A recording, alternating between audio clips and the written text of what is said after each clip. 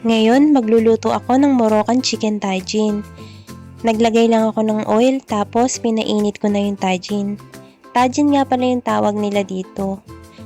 Tapos sinunod ko na yung sibuyas. Pinaghiwa-hiwalay ko lang siya. Hinalo ko na din para hindi masunog. Mas maraming sibuyas, mas masarap. Tapos tinakpan ko lang siya para mas maging aromatic. Tagine nga pala ang tawag sa lutuan na to. Tapos meron siyang plate sa ilalim. Hindi mo siya pwedeng isalang ng diretso sa kalan. Kung sa atin, para siyang palayok. Dahil luto na yung sibuyas, isinunod ko naman yung chicken.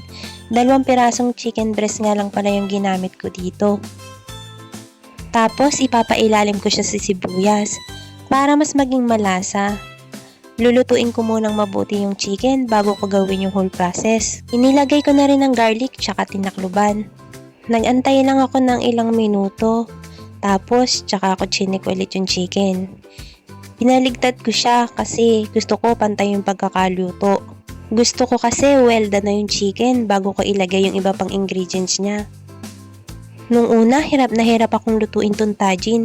Pero na-master ko na din siya kasi sabi nila masarap daw. Moroccan bread nga pala yung ipinapartner nila dito.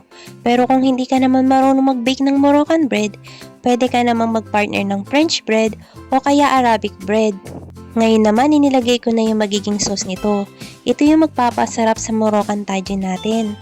Ngayon naman, inilagay ko na yung mga patatas. Yun nga palang mga condiments na ginamit ko sa sauce: sweet paprika, turmeric powder, salt and pepper, and parsley.